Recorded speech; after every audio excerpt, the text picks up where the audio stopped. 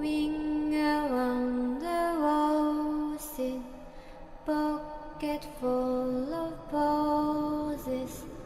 Ashes, ashes, we all fall down.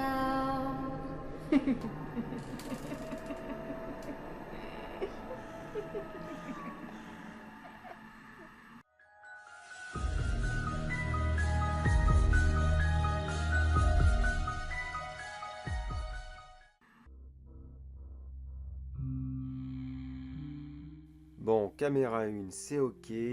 Ah! Tiens, vous revoilà. Je m'attendais pas à vous revoir si vite. D'ailleurs, comment vous avez fait pour rentrer de nouveau?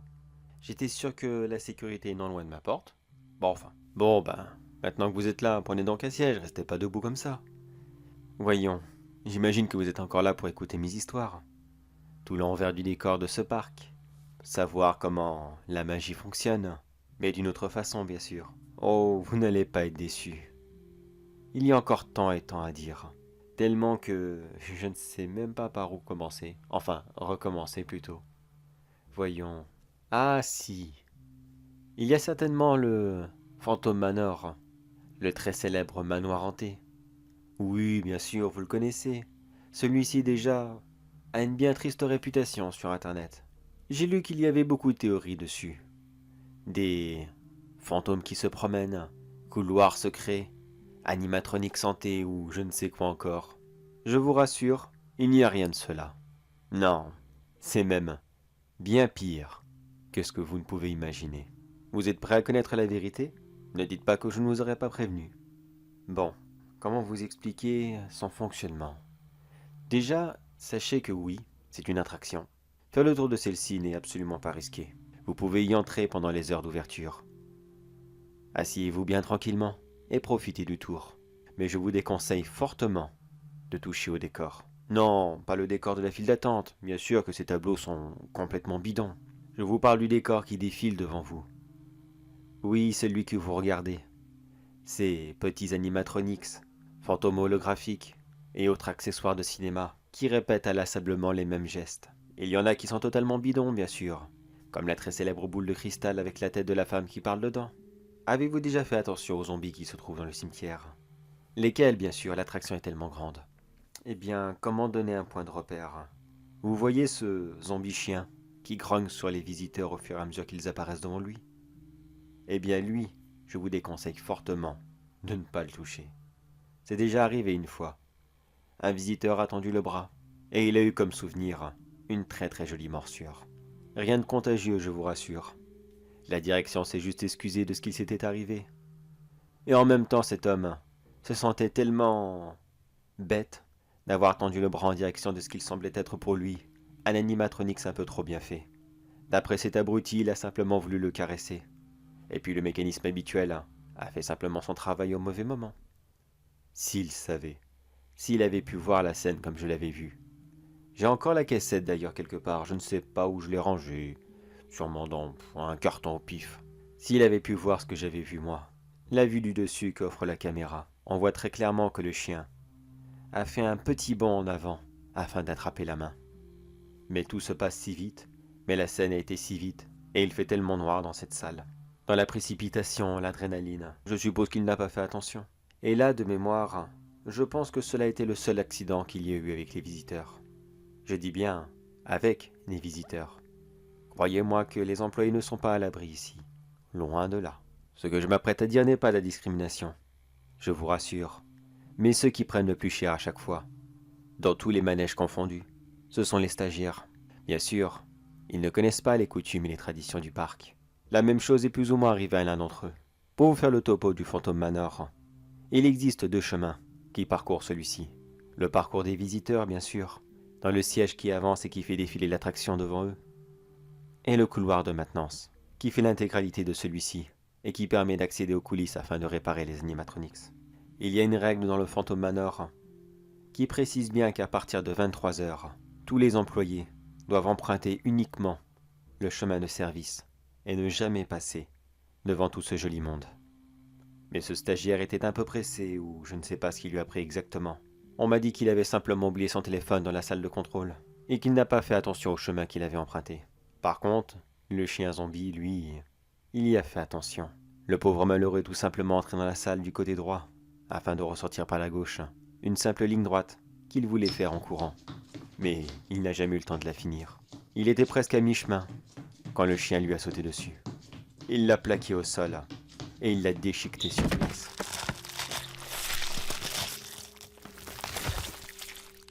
Visant dans un premier temps le cou, le secouant dans tous les sens, afin de le briser sur place. À cette époque, je n'avais pas encore le son dans mes caméras. Je ne pouvais pas entendre ce qu'il se passait, mais je devinais très facilement tous ces hurlements de douleur. Et le bruit de ses vertèbres se briser les unes après les autres, comme une vulgaire poupée de porcelaine. Oui, j'ai bien sûr appelé mes collègues, voyons. Vous me prenez pour qui? Un monstre qui adore les spectacles? Oui, d'un sens, je suis un petit peu, c'est logique, sinon je ne travaillerais pas devant les caméras du parc. Mais le plus beau, c'était encore quand les autres zombies sont arrivés, dans la salle du chien. Tous les animatroniques sont des zombies.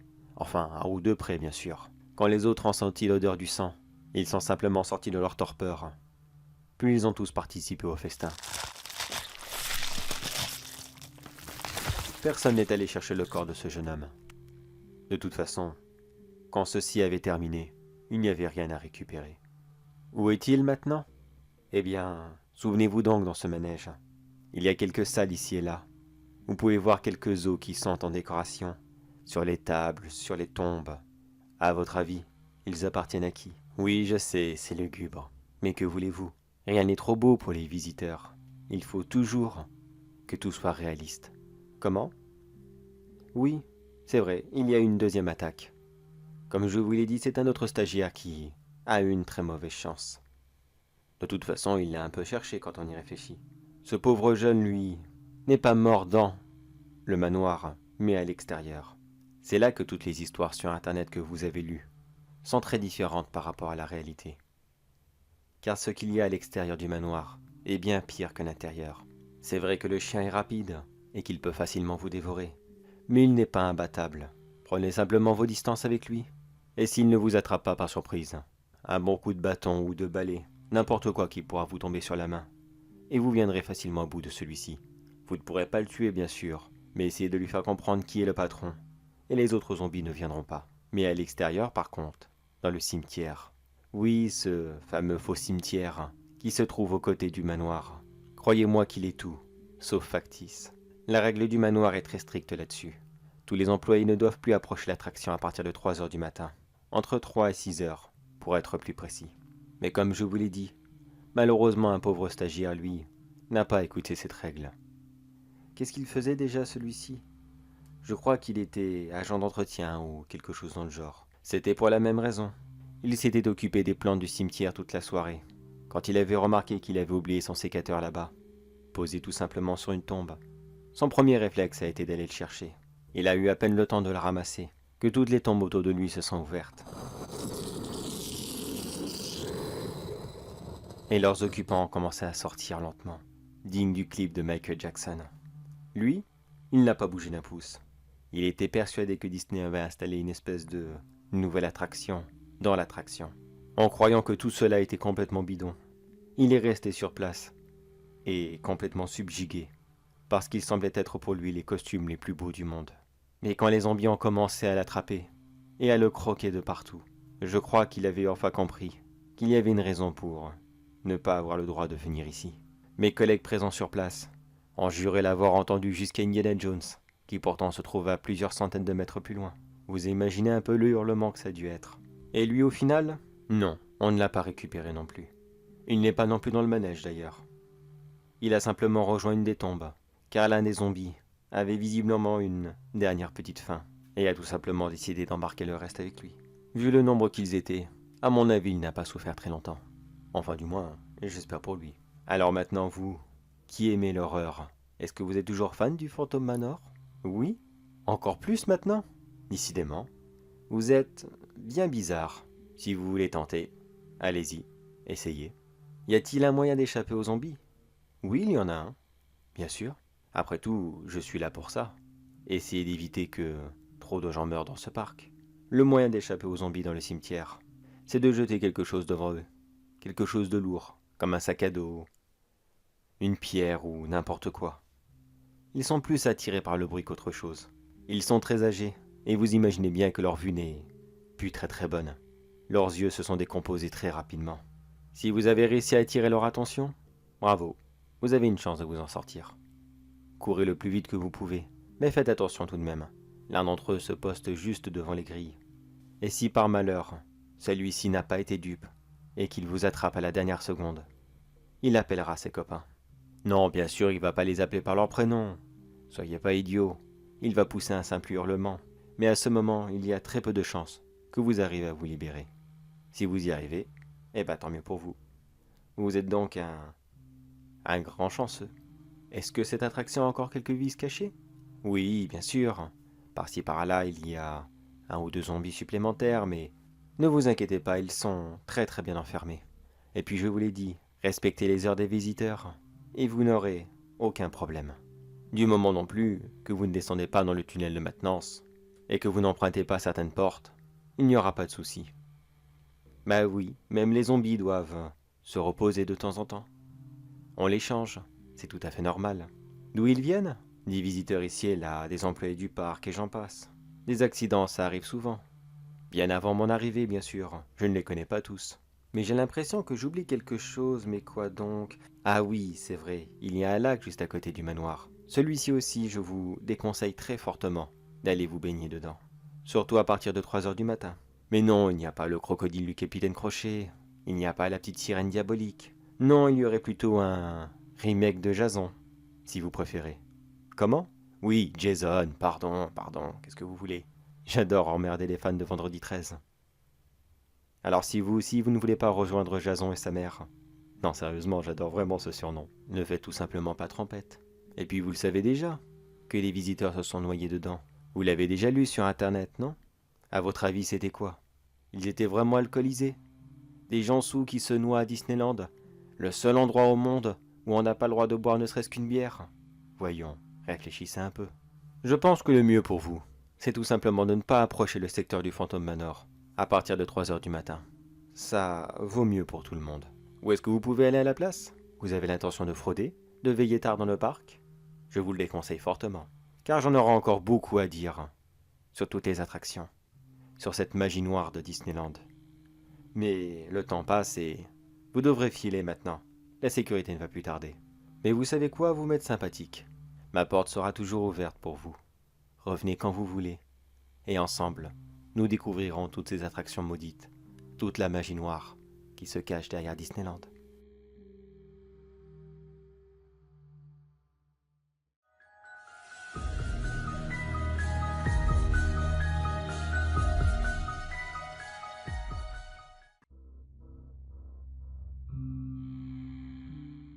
Je n'avais vraiment pas imaginé que j'allais mourir ainsi.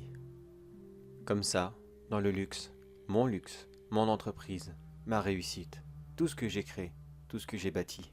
Je ne vais pas me présenter, de toute façon ça ne sert plus à rien. Et puis vous me connaissez sûrement. C'est moi qui ai révolutionné l'industrie de la robotique. Vous offrant tous vos petits gadgets, tous ces petits aspirateurs automatiques, pour les plus simples d'entre eux, jusqu'au majordome robotique personnel, pour les plus sophistiqués. Oui, j'ai quasiment tout créé. Le monde de la robotique était tellement pauvre, tellement triste. Il y avait tant à faire. Je dois dire que mes robots ont remplacé la grande majorité des métiers dangereux, nous offrant ainsi une vie très simple. Nous nageons dans ce bonheur de facilité depuis des années. Je me souviens que chaque année, chacun de mes robots faisait la joie de tous.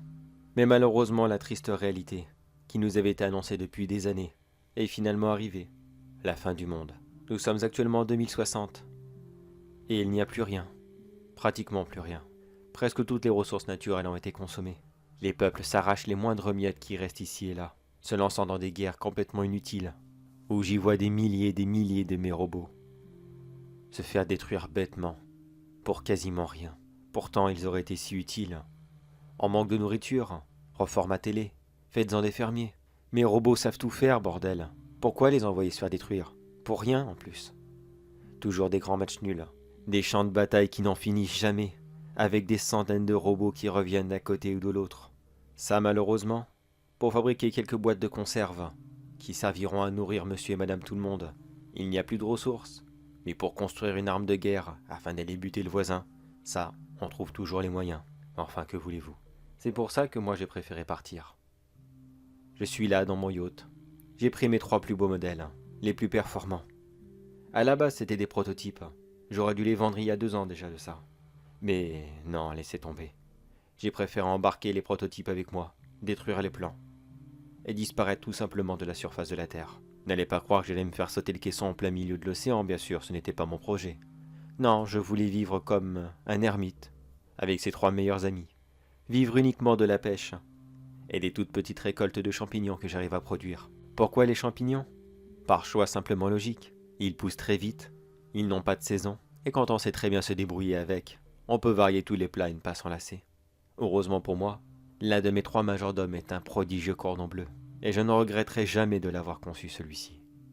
Une pure merveille. Il aurait pu tellement faire du bien. Il aurait tellement pu changer la faim dans le monde.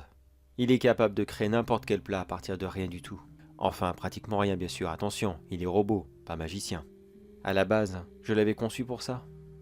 Créer des plats très riches dans les communes, dont les habitants sont malheureusement dans le besoin, afin de pouvoir rassasier le maximum de gens. Mais entre nous, au bout de combien de temps ils auraient été démontés ou reprogrammés afin d'utiliser une mitraillette? Enfin, passons. Cela fait maintenant 2 ans que je vis en mer. Mon yacht n'a pas avancé d'un pouce. Il pourrait bien sûr s'abîmer avec le temps. La coque pourrait souffrir du dégât des eaux. Des petits mollusques pourraient s'y accrocher et causer des dégâts irréversibles. Ou alors tout le système électrique, la navigation, et j'en passe. Mais bien sûr, j'avais tout prévu à ça. Mon 2e chef-d'œuvre est un parfait homme à tout faire. Mécanicien, ingénieur, charpentier, tous les domaines du bâtiment, il les connaît par cœur. Là aussi, il aurait pu être très utile. J'avais tellement des beaux projets pour lui. Il aurait reconstruit des maisons pour les sans-abri, tous ceux qui se sont retrouvés à la rue après un bombardement, réparé des hôpitaux en ruine, dont les patients ne peuvent pas attendre, et j'en passe d'autres merveilles qu'il aurait pu faire. Mais là aussi, je vous pose la question. Je l'aurais laissé là-bas sur le continent. En combien de temps il aurait été reprogrammé afin de réparer des chars, de construire des canons et autres bunkers? Ça aurait été très rapide pour lui aussi. Vraiment, je ne l'imaginais pas faire ça. Cette pensée m'est complètement insupportable. Et enfin, il y a la 3e, et la plus belle de mes merveilles. Je lui ai donné une apparence féminine. Elle me rappelle les gentilles infirmières que nous avions quand nous étions jeunes. Les petits gamins effrayés à l'hôpital, qui ne comprenaient pas trop la situation. Ils avaient juste très mal, et ils demandaient que cela s'arrête. Il y avait toujours une très jolie, très gentille dame, qui venait les rassurer, et en quelques instants tout était terminé. Voilà son but à elle. Je l'ai baptisée Eden. Un petit nom simple et cristallin, pour un visage aussi parfait. Elle sait pratiquement tout soigner. C'est une excellente infirmière, une très bonne chirurgienne, un prodigieux docteur. Je pourrais continuer comme ça indéfiniment. Tant elle sait tout faire. Les dents, les organes, tout. Et encore une fois, je vous repose la question. À votre avis, au bout de combien de temps elle aurait été envoyée sur le champ de bataille, afin de sauver ces soldats qui sont maintenant à la limite de la mort pour une cause qui les dépasse complètement, et qui de toute façon, ils ne comprennent rien? Voilà, les présentations sont faites. Je suis avec mes 3 plus belles merveilles. Et on est là bien sagement dans ce bateau depuis trop longtemps maintenant. Malheureusement, il faut se rendre à l'évidence. Je ne peux plus avancer d'un pouce. Il n'y a malheureusement plus assez d'essence pour rentrer. Et puis, rentrer, mais aller où? Si ça se trouve, la ville d'où je suis parti est complètement massacrée. J'arriverai là-bas et peut-être que j'y trouverai même la mort, la désolation et j'en passe encore. Non, je préfère rester ici, même si je sais que je vais y mourir. Il n'y a maintenant plus de poissons. J'avais constaté depuis quelques mois maintenant que le taux d'acidité dans l'eau ne cessait de grimper en flèche. Je ne sais pas ce qu'ils ont foutu sur le continent, mais pour qu'ils arrivent à empoisonner toute l'eau de l'océan d'un coup, ils ont dû vraiment y aller très fort. Et ma petite réserve de champignons, elle, ce n'est qu'un accompagnement, un simple goût supplémentaire. Je ne peux pas m'en nourrir toute seule. C'est complètement impossible. Les dernières provisions que j'avais prévues sont maintenant foutues. Il ne me reste plus qu'à rester ici, et dans grand maximum 3 semaines. Je serai mort de faim. Vous savez quoi? Autant en finir tout de suite de toute façon. Au moins je sais que mes 3 merveilles sont là, bien en sécurité, et que jamais rien ne leur arrivera. Personne ne pourra les trouver. Il y a un brouilleur sur mon bateau. Aux yeux de tous, il est tout simplement invisible. Si je dois dire un dernier mot, je demanderai pardon à mes 3 enfants. Je les abandonne. Je les abandonne comme un horrible père. Mais c'est pour leur bien. J'ai toujours essayé d'être un bon père pour eux, jusqu'à en donner à ma propre vie. Enfin du moins, j'espère que ça fera l'affaire. Mais pourquoi m'as-tu retenu? Maître, je suis vraiment désolée, je ne peux pas vous laisser faire ça. Mon programme principal me doit de vous garder en vie. Qu'importe le moyen de le faire, vous devez rester en vie. Mais voyons, tu vois bien qu'il n'y a plus de nourriture à bord. Vous vous rechargez avec l'énergie du soleil. Moi, je dois manger, c'est obligatoire. Allez, s'il te plaît, laisse-moi partir maintenant. Laisse-moi partir la tête haute. C'est tout ce qui me reste. Je vois que la faim commence à vous rendre fou. Je vais donc devoir vous attacher solidement. Ainsi, vous ne pourrez plus faire de bêtises et pardonnez-moi pour ce que je m'apprête à faire. M'attacher? Et t'apprêtes à faire quoi? Ah, aïe, ma tête. Oh putain, qu'est-ce que vous avez fait? Pourquoi je suis là? Pourquoi je suis dans mon lit comme ça? Mais qu'est-ce que vous faites? Désolé, maître. Je ne peux vraiment pas vous laisser vous faire du mal. Vous devez vivre le plus longtemps que possible. Les champignons se trouvant sur le bateau, je les ai changés. Maintenant, ce ne seront plus que des plants pharmaceutiques. Ils vous aideront à guérir de ce que je m'apprête à vous faire. Afin que vous puissiez rester en vie, je vais vous couper quelques morceaux, mais ne vous inquiétez pas, ils ne sont pas indispensables. Les champignons et les algues que je trouve ici et là m'aideront à vous guérir très vite. Vu votre âge avancé et cette technique, vous devriez pouvoir mourir de causes naturelles d'ici les 20 ou 30 prochaines années. Vous allez pouvoir rester avec nous pour toujours. Alors, maître, restez bien sagement attaché. Je m'occupe de tout. Et puis, je vous souhaite bon appétit. Tenez, je vais commencer un morceau de jambe. Après mes analyses, le mollet est sûrement une viande très tendre. Vous allez adorer ça.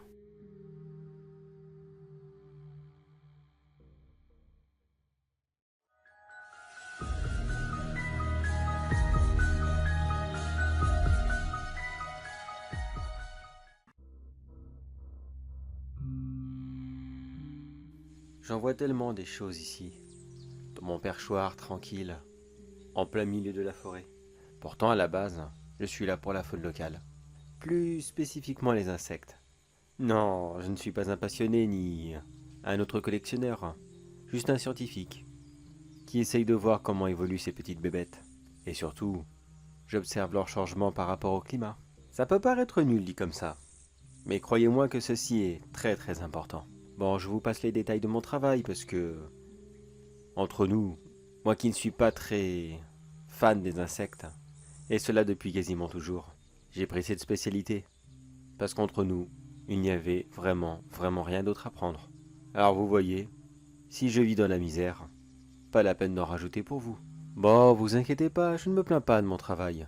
Bon, c'est vrai que les insectes me saoulent beaucoup et la vie dans les bois, ça devient vite chiant au bout d'un moment. Il y a vraiment rien à faire, à part regarder quelques bestioles qui passent. Mais des fois, il faut bien l'avouer qu'il y a quelques petites surprises que je ne m'attendais absolument pas. Bien sûr, je pourrais en évoquer quelques-unes. Des animaux de grosse taille, tels que des loups, des ours, ou alors des messieurs extrêmement poilus qui se promènent tout nus dans la forêt. Eh non, je vous garantis que c'est pas une blague. Voyons, qu'est-ce qu'il y a d'autre? Ah oui, il y a aussi quelques couples parfois, qui s'installent tranquillement dans les bois et qui font un peu plus ample connaissance, si vous voyez ce que je veux dire. Bien sûr que non, ça ne m'intéresse pas beaucoup. La preuve, toutes les bandes d'enregistrement avec leurs zébas dessus sont toutes foutues en l'air. Eh bien évidemment que non, je vais pas les garder. Ces bandes, moi je les envoie directement au musée. Vous imaginez si ça apparaît en plein milieu dessus? Oui, je risquerais certainement d'avoir de très gros problèmes. Et le pire dans l'histoire, c'est que ça serait même pas ma faute. C'est pas moi qui l'ai fait. Par contre, de vous à moi, parmi tous les trucs bizarres que j'ai pu voir, il y en a un qui revient assez souvent. Et cela depuis quelques mois maintenant. Autant vous dire que c'est assez récent. Ça fait 10 ans que je suis ici. Et oui, 10 longues, très longues années. C'est long, très long. Alors quand un tel divertissement arrive devant chez vous, ça vous change tellement les idées que vous ne pensez même pas à l'arrêter. Et pourtant c'est atroce. La première fois c'était il y a 6, 7 mois, je ne sais plus trop. C'était un jeune couple qui était arrivé dans les bois. Ils ont commencé le numéro habituel. Un simple pique-nique, quelques bisous. Et de fil en aiguille, monsieur et madame se sont retrouvés tout nus. Et quelques instants plus tard, les couverts du pique-nique se sont retrouvés plantés dans le ventre de madame, qui elle gisait sans vie. en plein milieu de la forêt. Oui, c'était complètement horrible, écœurant, monstrueux. J'avais tellement peur à ce moment. Oui, bien sûr, j'aurais pu le dénoncer, mais vous imaginez bien que je ne capte pas de là où je suis. Ah bah non, sinon ça aurait été trop beau. Non, à la place, j'ai fait semblant que ma cabane n'était pas habitée. J'ai fait le mort, comme dit l'expression. J'ai éteint toutes les lumières, et je me suis simplement caché. Apparemment, ce Roméo sadique ne m'a pas remarqué. Il est simplement parti quelques mètres plus loin enterrer le corps. Enfin, du moins, ce qui en restait, bien sûr. Car je vous laisse deviner, pourquoi est-ce qu'il avait planté comme ça ses couverts dans le ventre de madame, disant qu'à ses yeux, elle était mignonne à croquer. Oui, c'est vraiment dégueulasse. J'ai bien cru que j'allais vomir ce jour-là, mais je me suis retenu. Une chance pour moi, car je fais un tel raffut quand je vomis. J'aurais été immédiatement démasqué. J'ai très longtemps hésité à sortir de chez moi, afin de prévenir police secours de ce qu'il se passait dans les bois. Même si techniquement, je n'ai pas vraiment besoin de sortir. J'ai tellement de réserves d'eau et de viande séchée que je peux tenir encore quelques mois ici. Le seul jour où j'ai trouvé du courage pour aller prévenir la police de ce que j'avais vu, c'est-à-dire plus exactement une semaine après ce macabre accident. Ce jeune homme est à nouveau revenu, et avec une autre cette fois-ci. Il a réalisé presque le même procédé, et c'est d'ailleurs durant ce deuxième rendez-vous que j'ai remarqué que monsieur ne mangeait jamais, même pas un morceau de pain, rien du tout. Je suppose qu'il doit en manger à se faire péter la panse, quand madame se retrouve le ventre à l'air quelques instants après. C'est vraiment, vraiment dégoûtant. Maintenant, je dois vous avouer quelque chose d'horrible sur moi. Non, je vous rassure, j'ai pas participé, et puis quoi encore, pas question. Je vous l'ai dit, j'ai mes propres réserves. Mais j'ai commencé petit à petit à filmer ces sorties dans les bois avec un prédateur. À la base, bien sûr, j'avais l'intention de monter un dossier en béton armé afin d'aller le dénoncer. Mais plus le temps passait, et plus ma peur de redescendre et de tomber nez à nez avec lui ne cessait de grandir. Puis quelque chose d'autre est né à ce moment. La peur et l'angoisse étaient toujours là, mais il y avait un petit je ne sais quoi au début. Ce je ne sais quoi a grandi et est finalement devenu la curiosité, et qui aussi laissait place au plaisir.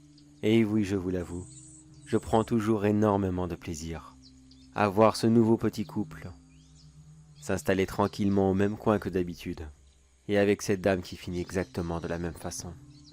À chaque fois, encore et encore.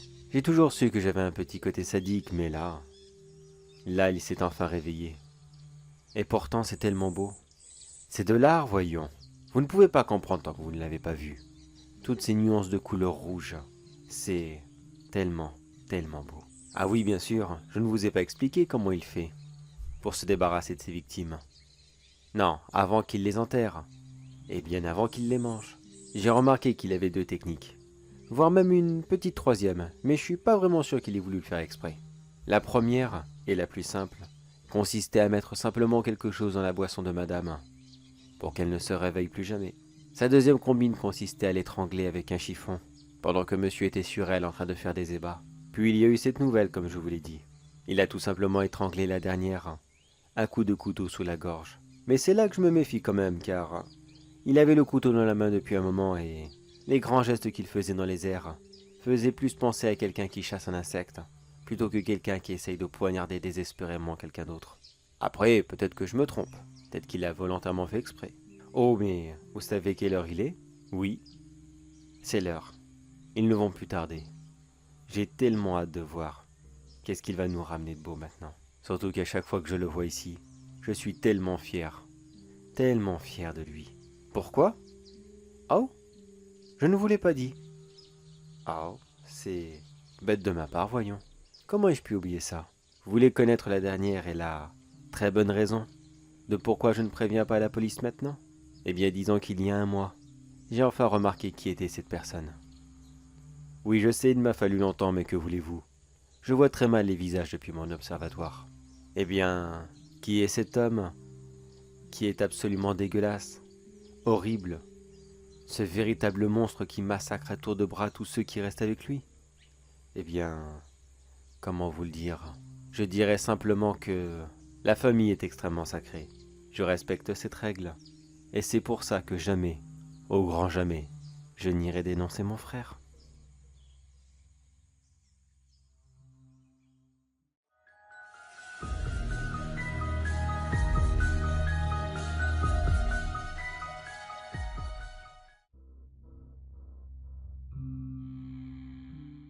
C'est bon, il m'a pas eu.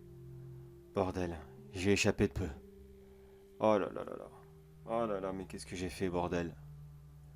Bon, je vais m'asseoir là et puis je vais réfléchir. Comment est-ce que je vais pouvoir faire? Je crois que j'ai pas le choix de toute façon. Faut vraiment que je finisse ce jeu. Faut vraiment... Je sais pas. Ça sera peut-être pire. J'en ai aucune idée. Aucune idée. Bon, je vais d'abord commencer par écrire en moins ce qui se passe. Vous expliquer, d'une certaine façon. Comme ça, si le pire doit m'arriver, au moins il y aura toujours un avertissement. Enfin, si quelqu'un l'écoute, bien sûr. Je suis sûr que vous avez déjà entendu parler de ce jeu vidéo. Très à la mode en ce moment. Friday Night Funkin'. Excusez-moi pour mon accent de merde, mais j'ai pas trop la tête à réfléchir. Bon, le jeu de rap, vous voyez? De rap battle? Ah, vous voyez? Oui, il est excellent. Je sais ce que vous allez dire. Les musiques sont super, tout ça. Et j'avoue que je suis un très très grand fan de ce jeu. Enfin, du moins, j'étais un très grand fan de ce jeu. J'ai dû y passer des centaines d'heures dessus, à me passer des musiques en boucle les unes après les autres. Vous imaginez donc l'immense surprise, et joie surtout, de voir cette version mobile. Je peux vous assurer qu'à ce moment, même au boulot, je faisais rapper les petits personnages, jusqu'à en avoir des crampes au pouce. Bien sûr, il y avait énormément de versions mobiles. Le jeu sur PC, lui, le jeu original, comprenait énormément de modes. Des modes sur quasiment tout. Bon, je vais pas les évoquer bien sûr, car cela n'est pas du tout important. Le plus important dans cette histoire, c'était surtout la quantité astronomique de modes, qui étaient inspirés de ces légendes urbaines, les creepypastas. Toutes les versions originales. Slender, Suicide Mouse, Jeff the Killer et j'en passe bien sûr. Quand j'y repense maintenant, ça ne me surprend pas que ce jeu a pu finir comme ça. Quand on y réfléchit, accumuler tant de choses négatives dans un jeu qui à la base ne les contenait pas, ça devait certainement arriver. Bien sûr pour moi ce n'était qu'un jeu, un peu kitsch même je l'avoue. Comment est-ce que j'avais pu avoir peur de ces creepypastas originales étant plus jeune? Ça me semblait tellement nul maintenant. Mais c'est sur la version mobile que je suis tombé sur le mode le plus abominable qu'on ne peut imaginer. Je ne citerai même pas son nom, de peur que vous essayiez de la télécharger. Avouez-le, vous alliez le faire, n'est-ce pas? Celui-ci vous proposera une seule et unique musique. Mais par rapport à une musique traditionnelle, elle n'a pas de timer. Enfin, si, bien sûr, mais celui-ci ne va pas d'un certain chiffre pour arriver à 0. C'est le contraire. Il part de 0 et il monte de plus en plus. À combien s'arrête-t-il? Je n'en ai aucune idée. Tout ce que je sais, c'est que la musique est hyper angoissante. Je vous la ferai bien écouter, mais j'ai tellement peur de rallumer l'application. Tellement peur de voir ce qui va m'arriver. Car certes, la musique est horrible, et la difficulté est directement braquée sur hard, ce qui rend le jeu très très difficile à jouer, mais aussi ses personnages. Tous ces monstres sortis tout droit de creepypasta beaucoup plus récentes. Je me souviens que la première créature était le Tattletale, de la creepypasta du même nom. Une petite boule de poils toute mignonne, mais qui ne cessait de hurler, et je voyais très nettement derrière une plus grosse créature métallique en forme de souris, et je devinais très facilement que celle-ci, c'était Mama. J'ai remarqué que chaque personnage ne durait que 2 minutes, puis il laisse sa place à un autre. Le deuxième fut le Slenderman, un peu plus classique cette fois-ci, et j'avoue qu'il m'avait beaucoup moins perturbé que le Tattletale. J'avais déjà fait quelques modes avec lui, et je m'attendais très facilement aux touches que j'allais devoir faire. Par contre, le troisième, je ne m'y attendais vraiment, mais vraiment pas. Je n'ai pas pu le voir durant les premières secondes. Celui-ci était complètement caché dans une armoire. Elle tremblait de temps en temps, faisant comprendre que la créature dansait, et qu'elle essayait de se faire comprendre à travers celle-ci. Mais elle ouvrait de temps en temps la porte, et faisait des grands gestes de sa main poilue. À ce moment, elle a ouvert totalement la porte, et j'ai pu y voir ce qu'il me semblait être, d'après la description que je connaissais par cœur. Car oui, je suis un très grand fan de creepypasta. Un chahuteur. Ces petites créatures qui viennent vous voir le soir, et qui cherchent à tout prix à vous réveiller. Je ne m'attendais vraiment, mais vraiment pas à voir cette chose. Heureusement pour moi, la musique était terminée, et j'avais quelques instants pour me remettre de ce coup d'adrénaline. Je n'ai pas eu beaucoup de temps pour me remettre de ces émotions. La partie a rapidement continué, et cette fois-ci c'était Mr. Chucklety, qui était là à danser, tout en sortant ses horribles petits rires aigus, en plein milieu de son duel. Il s'est mis à hurler, si fort que j'en ai fait tomber mon téléphone. Et ce seul tricheur en a bien profité pour prendre de l'avance. De l'avance que je n'ai malheureusement pas pu rattraper. Pour la première fois, je venais de faire un game over. Bon, tant pis, c'est juste un niveau, je me suis dit. Oh non alors, c'était pas juste un niveau. J'étais dans mon salon à ce moment. Toutes les lumières de chez moi se sont mis à s'éteindre d'un coup. Et pour couronner le tout, j'ai voulu essayer en pleine nuit. Oui, je sais, c'est un peu classique, mais que voulez-vous? Quand je joue à un jeu d'horreur, j'essaye toujours de me mettre un peu dans l'ambiance, sinon ça ne sert à rien. Me sentant complètement bête dans cette situation, j'ai allumé la lampe torche de mon téléphone, et j'ai rapidement balayé la pièce du regard. Pour moi, ce n'était que les plans qui avaient sauté. Rien de bien méchant. Je suis donc allé dans mon garage, pour essayer de les rallumer. Mais j'ai à peine eu le temps d'entrer dans cette pièce, que j'ai commencé à entendre les mêmes rires que j'avais entendus dans la partie. Ils étaient juste à côté de moi, à 2 mètres grand maximum. Et j'ai entendu une légère petite voix me dire « Viens jouer avec moi ». Quand je l'ai éclairé, Mr. Chucklety était là, perché sur ma voiture. Et il a littéralement bondi dans ma direction, afin d'essayer de m'attraper. J'étais complètement pétrifié sur place. Pas spécialement par la peur, mais plutôt par l'incompréhension. Qu'est-ce qu'il faisait ici? C'était impossible. C'était un personnage de creepypasta, ou alors d'une série dont j'ai oublié le titre. Mais non, il n'existe pas, ce n'est pas vrai. Et pourtant il était bien là. Il a bien failli m'attraper à quelques secondes près. Je suis vite sorti de cette pièce, et pour une raison qui m'échappe complètement. Au lieu de sortir et d'aller chercher de l'aide, je suis monté à l'étage de ma maison, et je me suis enfermé dans ma chambre. Il a commencé à taper sur la porte pendant quelques minutes, mais avant de s'arrêter, il a juste chuchoté un « Si tu veux que je parte, continue la partie. Ou alors, viens jouer avec moi. Mais décide-toi. » Cela me paraissait tellement absurde, mais au point où j'en étais. J'ai donc rallumé l'application. Ne m'attendant à rien, bien sûr. Mais dès que j'étais arrivé sur le mode, et que je l'avais relancé, les coups sur la porte avaient complètement disparu. J'ai pensé qu'il devait être parti. Que tout ça n'était qu'un gros hasard, ou que je l'avais sûrement halluciné. Oui, c'était sûrement ça, je me suis dit à ce moment. Mais j'ai rapidement repris mes esprits, et je me suis concentré sur la partie, qui venait à peine de se lancer. Et il ne fallait vraiment pas que je rate ce duel. Car voyez-vous, le premier personnage n'était plus le Tattletale, mais le Withergeist. Et là, il était vraiment hors de question que je perde contre lui. Je savais très bien de quoi il était capable, et je n'aurais sûrement pas fait le poids. Une chance pour moi, il est bien meilleur en tueur qu'en personnage de jeu vidéo. Je n'ai pas eu trop de difficultés à le battre, et j'ai profité de ces quelques secondes de répit entre 2 personnages pour essayer de trouver une solution. Comment faire? Je n'allais pas rester comme ça indéfiniment. Je ne savais même pas combien de temps durait une partie. Et si je perdais encore? Et contre quelqu'un de pire encore, qu'est-ce que j'allais bien pouvoir faire? Mais pas le temps de trouver une solution. Les parties se sont enchaînées les unes après les autres, et je n'avais vraiment pas envie de tomber sur ces personnages, qui défilaient les uns après les autres, avec toujours cette horrible musique, ces monstrueux bruitages, et ces animations à glacer le sang. J'ai eu le droit à quasiment à tout. Le boogeyman, plusieurs monstres ou yokai, je ne sais pas trop ce que c'était, du folklore japonais. Un genre d'homme-poisson comme une espèce de sirène mais en beaucoup plus massif et beaucoup plus monstrueuse. Vu l'état de ses mains, à mon avis elle devait bien aimer la chair humaine. Et j'en passe d'autres monstruosités. Mais il y en a un qui est arrivé, et avec lequel je ne faisais vraiment, mais vraiment pas le poids. Un genre d'homme lapin, avec un immense couteau dans la main, un costume bien propre sur lui, et un masque de lapin couleur peau. J'étais tellement pris dans ma partie. Je n'ai même pas remarqué sur le coup qu'il s'agissait du Rabbitman. Celui-là, je n'avais vraiment pas envie de le voir. Enfin, de toute façon, je n'avais envie de voir aucun d'entre eux, bien sûr. Et je vous laisse deviner ce qui est arrivé. Oui, il m'a battu. La partie était à peine finie, que j'ai rapidement mis la lampe torche de mon téléphone, et j'ai balayé du regard l'intégralité de celle-ci, jusqu'à ce que j'arrive à le trouver. Il était tranquillement dans un coin, complètement immobile. Il me regardait fixement sans rien dire, et il a commencé à lentement avancer dans ma direction, brandissant sa machette devant moi, et en chuchotant un « Cherchez-moi, coucou, coucou, je suis caché derrière vous ». À ce moment, je n'avais que 3 options. Sauter par la fenêtre, même si je savais que j'allais me faire très mal. Et si lui, il descendait tout doucement, et il aurait pu très facilement aller me chercher, et finir le travail directement sur place. Deuxième option, tenter de sortir de la chambre, par la porte d'où je suis venu, et prendre le risque que Mr. Chucklety soit encore là. et que ça soit lui qui me saute dessus.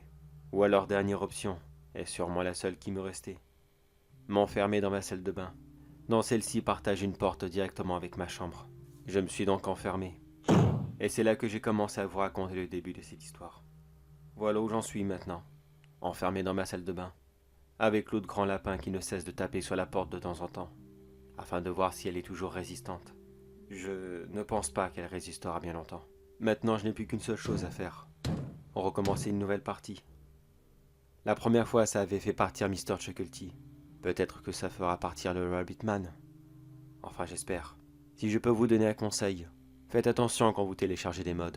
On ne peut jamais savoir sur qui on va tomber. Bon, allez. Je me lance. Souhaitez-moi bonne chance. Je vais couper la musique du jeu, je n'ai vraiment plus envie de l'entendre. La partie se lance et... oh non, je n'avais vraiment pas envie de le voir celui-là. Oh non. Bon, allez, vas-y, tu peux le battre.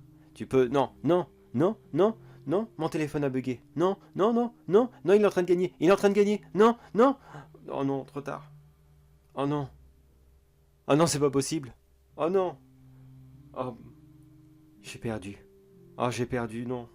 Contre qui j'ai pu perdre? C'est fini pour moi.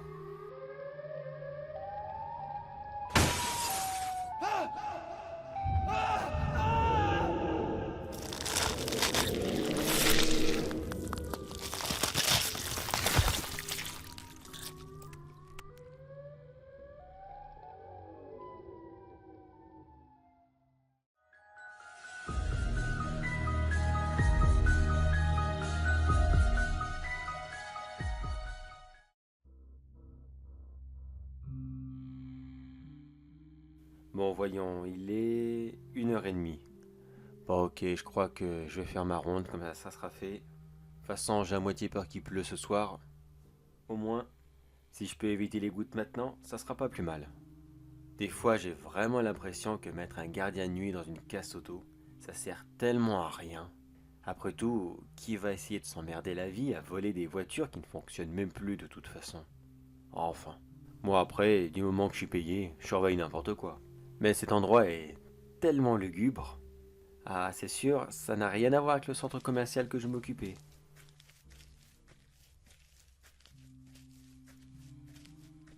Bon, bah, par là, il n'y a rien du tout. Par ici, rien du tout.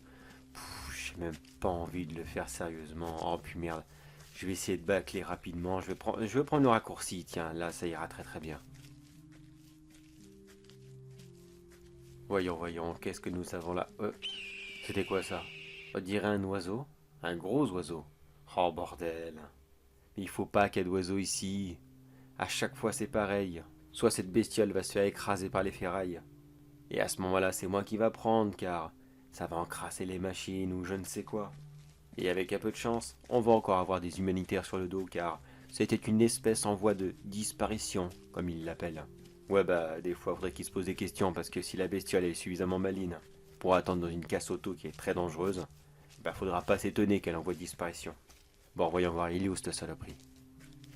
Voyons. Où est-ce qu'il est? Ah, j'entends quelque chose, je crois qu'il est par là. Voyons voir. Il est... Waouh, il est énorme, cette bête. Waouh. Ah ouais, quand même. Ah, je sais pas ce que c'est, mais alors, c'est menaçant. Oula. Alors en pleine nuit en plus. Bon, allez. Non, bah, ressaisis-toi, c'est qu'un oiseau, voyons. Un très gros oiseau, mais... Bon, allez. Allez, je m'approche doucement. Je vais essayer de le faire partir.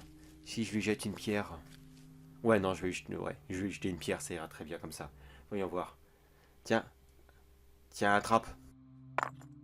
Ah, je crois que ça c'en est fait. Il s'en va. Il revient. Non, mais il revient vers moi, là. Il revient. Je me barre.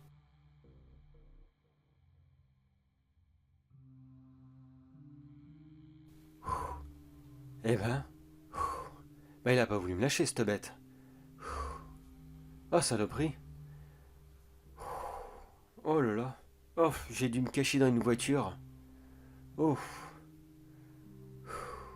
Oh, bordel. Qu'est-ce que je lui ai fait comme ça? J'ai rien demandé. Enfin, oui, non, j'ai voulu qu'il parte, c'est sûr, mais Mais il avait qu'à partir, pourquoi il m'a sauté dessus? C'est quoi? Attends, mon téléphone. Qu'est-ce que c'est que cette bête? Alors, un gros rapace avec une collerette de plumes, c'est une harpie. Harpie. Ah oui, c'est. Ouais, c'est le même, c'est celui-là. Oula, bébête très agressif apparemment. Avec un nom si agressif que ça ne m'étonne pas qu'il l'ait donné à un monstre dans Skyrim. Bon, bref. J'arrête de déconner, moi, parce que de toute façon, il est encore là. Je sais pas où il est, ça fait un moment que je l'ai pas vu. Je vais pas passer ma nuit dans la voiture, faut que je retourne à mon poste, faut que je pointe, moi. Oui, ça paraît tellement débile, dit comme ça. J'ai un énorme oiseau qui me tourne autour et moi, je pense à pointer. Oui, mais il faut bien que je sois payé en tant qu'affaire, hein. Et puis, si c'est pour prendre de tels risques, hein, et n'être même pas payé derrière, franchement, ça vaut pas le coup, mais... Putain, il est où? Hein? Qui c'est? La porte s'ouvre. Bon, madame? Mais, vous n'avez pas le droit d'être là? Bien le bonsoir, cher monsieur. Je recherche mon oiseau. Vous ne l'auriez pas vu par hasard? Vous voulez parler d'un très très très gros oiseau qui saute sur tout ce qui bouge? Si, je l'ai vu. En fait, je sais pas où il est, mais je l'ai vu de très très près, même tout à l'heure, et ça n'a pas été très agréable. Ah, ça me rassure. Vous pouvez sortir, ne vous inquiétez pas. Je vais l'appeler et il ne vous fera plus rien. Ah bah, vous me rassurez, merci, parce que j'avais vraiment, mais alors vraiment pas envie de passer la nuit ici. Waouh. Ah, ça fait du bien. Voyons, vous le voyez? Vous savez où il est? Pas que j'en ai peur, bien sûr, mais c'est que j'ai pas spécialement envie de le revoir de près, vous comprendrez. Ah tiens, le voilà.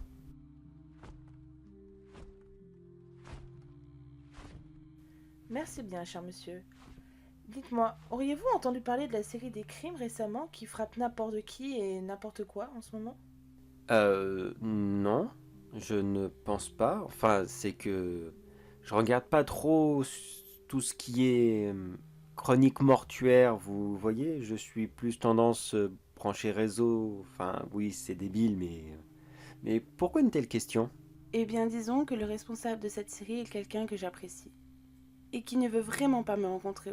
Pourtant, moi, j'ai tellement envie de le voir, tellement envie de partager mon savoir avec lui et d'entendre toutes ces histoires, toutes ces expériences de tueur pour voir un vrai professionnel en action.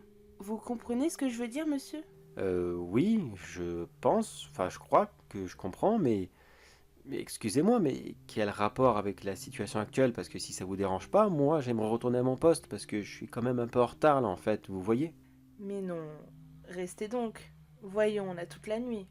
Enfin, j'ai toute la nuit. Vous n'avez plus rien. Vous voyez ce magnifique animal? Je l'ai dressé tout spécifiquement afin de chasser n'importe quelle proie et afin de pouvoir le mettre à terre en un temps record. J'en ai plein d'autres des comme lui. Je suis une véritable tueuse avec les animaux. C'est ma touche personnelle si vous préférez. Attendez, j'ai peur de comprendre. Oui, non, je vais y aller, madame. C'est super ce que vous faites, j'en doute pas une seule seconde. Mais là, faut vraiment que j'y aille. Alors, bonne soirée à vous. Hein. Au revoir, au revoir. Attrape-le et tue-le.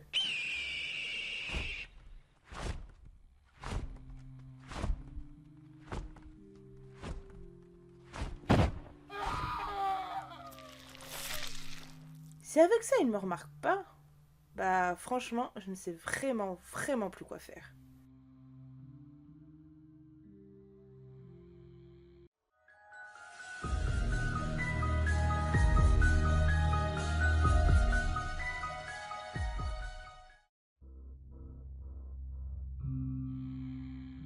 Et j'ai encore reçu un mail de sa part. Décidément, elle s'efforce vraiment à vouloir me rencontrer, puisque je m'obstine à lui dire que non, ça ne m'intéresse pas. Et tous ces petits messages qu'elle m'envoie, des petits indices ici et là pour prouver qu'elle aussi elle est forte. Tiens, regardez, je prends le journal et qu'est-ce que je vois? Un gardien de nuit attaqué par un oiseau qui visiblement cherchait à défendre son nid. Mais oui, c'est ça. Comme si qu'un oiseau allait vraiment picorer quelqu'un jusqu'à la mort, juste pour défendre son nid. Et comme si que quelqu'un allait rester là, volontairement, et se faire picorer le visage comme cela. Soit la presse est vraiment con, et cela ne me surprendrait pas, Ou soit elle est beaucoup plus forte que je pensais, et elle arrive vraiment bien à dissimuler ses meurtres. Tout compte fait, peut-être que oui, ça ne serait pas une mauvaise idée. Bon, il faut que j'y réfléchisse encore. C'est pas sûr à 100%, mais... Oh, je sais pas. Peut-être, peut-être pas. On verra bien comment ça va se goupiller. Avec tout ça, je sais même plus ce que je voulais raconter.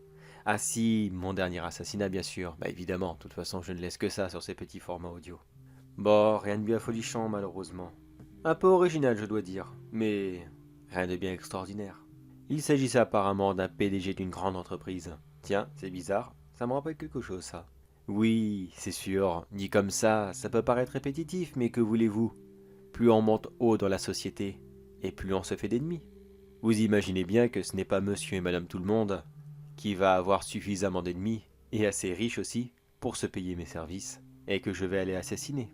De ce que je compris rapidement, il s'agirait d'un gros porc qui profitait de toutes ses stagiaires et des très jeunes employeurs. Bon, je vous fais pas un dessin, mais disons qu'il avait les moyens de mettre la pression d'un point de vue financier. Je n'ai pas eu vraiment de mal à me débarrasser de lui, c'est le coup classique. Quand ils atteignent les sommets, ils ne font plus du tout attention.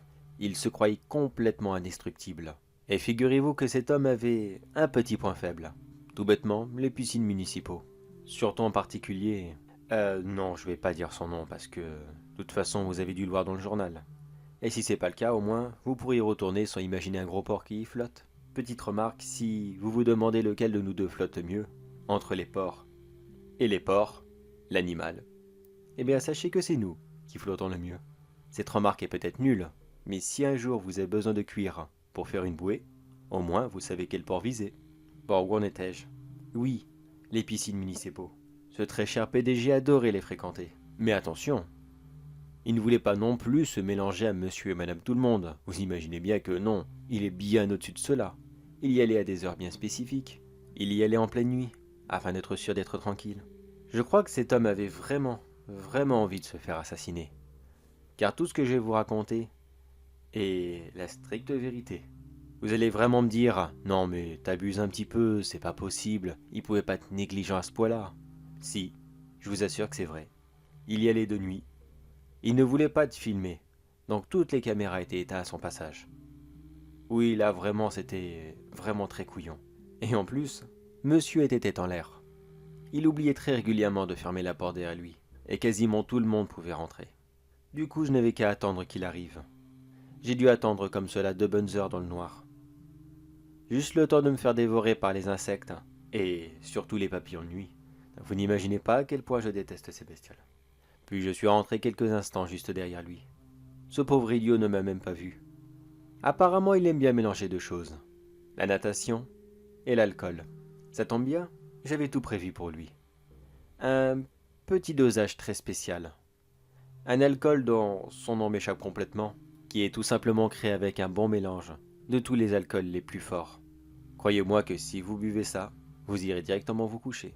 En plus, c'est assez pratique. C'est tellement fort qu'on peut même allumer un barbecue avec ça. J'essaye de vous donner une image en tête. C'est bon? Vous voyez à quel point c'est fort? Eh bien, sachez que cet imbécile a tout bu. Toute sa chope que j'avais vidée est remplacée par mon alcool. Il l'a bu d'une traite. Oui, sur le coup, ça lui a vraiment fait bizarre. Il a d'ailleurs essayé de sortir de la piscine. Il devait sentir qu'il n'était plus dans son état naturel. Il n'arrêtait pas de tituber. J'ai bien cru qu'il n'y arriverait même pas. Mais à ma grande surprise, si. Il avait quand même réussi à en sortir. Mais alors dans quel état il était? Bon, c'est vrai, je n'avais pas la patience d'attendre là, qu'il meure d'un coma éthylique dans les vestiaires. Non, j'ai tout simplement couru dans son dos. Puis je l'ai repoussé dans l'eau. J'ai répété l'opération comme cela 2 ou 3 fois, avant qu'il n'ait plus du tout de force et qu'il se noie définitivement. Un petit assassinat simple, mais complètement parfait. Quand la police est arrivée sur place, il ne portait aucun coup et aucune autre marque de blessure. Ils ont donc rapidement conclu à un simple accident. D'après eux, il s'est pris une très bonne cuite à la piscine, et il n'a simplement pas pu remonter. D'un sens, il n'avait pas tort, mais disons qu'il avait reçu un petit coup de pouce de la part de la mort. Un petit contrat vite fait bien fait comme je les aime. Bon, c'est vrai que j'aime bien me mettre dans la peau de certains personnages, me dissimuler ici et là, me déguiser, afin que je me débarrasse de ma cible, avec une façon très originale. Mais là en ce moment il fait beaucoup trop chaud pour me lancer dans quoi que ce soit. En plus de ça, j'ai passé une petite commande de quelques matériels supplémentaires. J'espère les recevoir très bientôt. Bon, on verra bien. Bon allez, c'est pas tout ça, mais moi, je me remets au travail. La liste d'assassinats est encore très longue. Et surtout, je dois prendre cette décision par rapport à cette femme qui assassine avec des animaux. Vais-je la rencontrer? Oui ou non? Faut que je pèse le pour et le contre. Mais d'ici là, je continue ma chasse.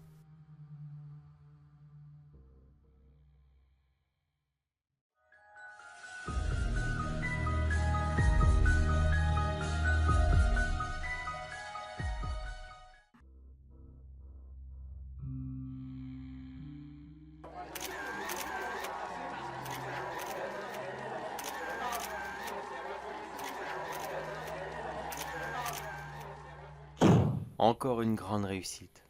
J'imagine déjà les hauts titres demain. Le roi de la mode brise tous les codes et réinvente tout. Ils n'ont même pas idée à quel point cela peut être vrai. Mais il y aura aussi quelque chose d'autre, décrit sur la même page. Je n'ai pas le choix de toute façon. Je crois que j'ai été beaucoup trop loin. J'ai dépassé les bornes. La mode a toujours été quelque chose de compliqué. Beaucoup nous critiquent, nous traitent de personnes monstrueuses, à cause du cuir ou de la fourrure que nous prenons sur les animaux. Et oui, je l'avoue, ça fait plus de 30 ans que je suis dans ce métier. En 30 ans, croyez-moi que j'ai été responsable d'un bon paquet d'animaux dépecés. Il me semble, mais je ne suis pas sûr, que l'une de mes collections a quasiment été la principale cause de la disparition d'un petit singe. Mais ça, j'en suis pas totalement sûr. Oui, je regrette maintenant d'avoir fait ça. Mais c'est trop tard de toute façon. Est-ce que je me confie, ici, sur cet enregistrement? D'une certaine façon, oui, peut-être. J'ai besoin d'extérioriser, de faire comprendre tout ce que j'ai pu faire durant ma carrière. J'ai dû utiliser tout ce qui était possible. Presque tous les cuirs existants, de reptiles, de poissons et autres espèces, des fourrures à ne plus les compter, des plumes, de pans, de perroquets, de haras et autres espèces extrêmement rares qui, je suis sûr, n'existent même plus. Mais pour ce dernier défilé, il fallait, enfin plutôt, je devais faire quelque chose de nouveau, sortir quelque chose d'unique, que jamais personne n'avait fait, quelque chose de si époustouflant, si grand, que jamais personne ne pourra m'imiter. Et ça, je sais très bien que personne ne le fera. J'ai dépassé tout l'entendement ce soir. Personne n'est au courant de la matière première. Toutes ces robes en cuir. Ils étaient tous admiratifs face à ces magnifiques mannequins qui défilaient avec mes tenues, aussi splendides les unes que les autres. Ils ne tarderont pas à le découvrir. Toute la collection a été vendue, et je sais très bien que les curieux vont essayer de me voler mes œuvres afin d'obtenir le même résultat. Quelle surprise qu'ils vont avoir. Je vous fais languir d'impatience, mais c'est bon, vous avez déjà compris. D'où venait ce cuir? Ce n'était pas du cuir à la base, c'était de la peau que vous connaissez très bien. Regardez votre main. Eh oui, vous êtes dégoûté? Vous êtes horrifié? Vous avez de quoi? Je l'assume complètement. J'ai fait la chose la plus impensable du monde. Ça y est, vous me détestez? Je viens juste de passer à vos yeux du plus grand génie au plus grand monstre de l'histoire. Oui. Mais attendez, je n'ai même pas fini mes aveux, voyons. Tout bon spécialiste du cuir et de la fourrure vous diront que travailler sur des spécimens adultes est toujours beaucoup plus difficile que sur des jeunes. Plus la peau est vieillissante, et plus il est dur de la travailler et d'obtenir un parfait résultat. Alors oui, bien sûr, mes marchandises étaient très très jeunes. Mais n'allez pas croire qu'elles venaient à l'autre bout du monde, là où, soi-disant, les kidnappings sont monnaie courante. Voyons, vous ne lisez pas le journal? Vous ne regardez pas les informations? Un enfant qui disparaît après qu'un camion suspect est passé dans la rue? Eh oui, malheureusement. Ces enfants n'avaient pas traversé la planète. Je crois que celui qui a fait le plus de route devait avoir fait 1200 kilomètres, grand maximum. Cela provenait de toute l'Europe. Quand vous donnez une bonne somme d'argent à la bonne personne, vous pouvez obtenir ce que vous voulez. Pourquoi des Européens? Pourquoi nos enfants? Mais voyons, simplement par souci de transport. Vous imaginez? Passer dans un avion comme ça à la douane, ça aurait été foutu. J'aurais été remarqué. Il est vrai que certains de mes fournisseurs se sont fait attraper. Mais une chance pour moi, j'ai toujours payé de l'anonymat. Ils ont bien essayé de les faire parler, mais eux-mêmes ne savaient pas à qui ils livraient. J'ai toujours été blanc comme neige. Il m'a fallu comme cela 101 enfants pour créer les vêtements que je voulais. Ironique, n'est-ce pas? Je suis sûr que ces enfants devaient peut-être détester Cruella. Comme vous-même sûrement. Elle qui avait kidnappé 101 dalmatiens afin de créer sa robe. Et là-dessus, je ne l'ai même pas fait exprès. La jeunesse de ces enfants a été détruite jusqu'au bout. Bien sûr, vous imaginez que je n'ai pas fait ça dans mon atelier, voyons. Je me serais fait remarquer. J'ai tout fait livrer dans un entrepôt désinfecté. C'était la même chose. Encore un peu plus d'argent. Et le livreur s'occupe de préparer la marchandise. Si vous voyez ce que je veux dire. Moi, de mon côté, je n'avais plus qu'à préparer la matière première, afin qu'elle soit utilisable. J'avoue que c'était assez long. Mais j'ai fait venir les enfants les uns après les autres. Car le cuir, une fois préparé, il ne s'abîme plus avec le temps. Mais je n'avais vraiment pas de quoi m'occuper de 101 petits bambins. Et surtout, je ne prenais sûrement pas le risque de les voir maigrir. Voyons, ils me coûtaient tellement cher. Je ne voulais sûrement pas les abîmer. Il m'a fallu en tout plus de 9 mois pour les rassembler, les préparer et créer ces magnifiques vêtements. Personne ne savait ce que je faisais. Ni ma famille, ni mes collègues, ni même les mannequins, qui ont pourtant porté ces vêtements toute la soirée.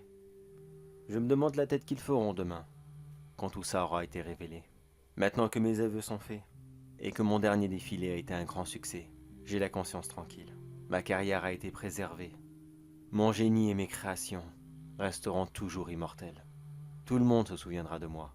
Peut-être pas pour le plus grand artiste de l'histoire, mais pour celui qui a été jusqu'au bout et qui a fait les pires choses qu'il fallait, uniquement pour sa passion.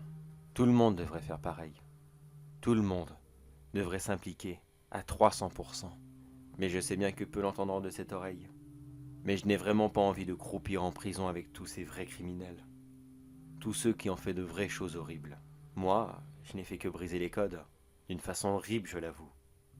Je ne peux le nier. Alors sur ce, pour tous ceux qui seront intéressés, tous les documents de mes vêtements, comment préparer la matière première le mieux que possible, afin d'éviter les pertes, comment bien les coudre entre elles, et comment les teindre afin de masquer la couleur. Vous trouverez tout ça dans mon bureau. Et pour ceux qui sont vraiment intéressés pour reprendre le flambeau, eh bien, vous arriverez très facilement à contacter mes fournisseurs.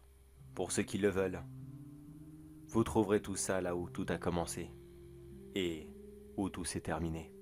Moi maintenant, je dois partir, la conscience tranquille. Sur ce, la mode. Adieu.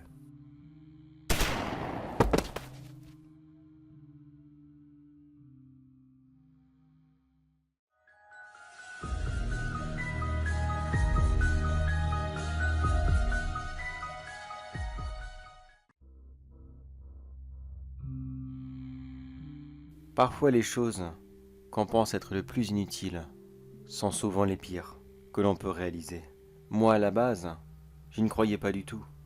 Au contraire même, je m'en moquais.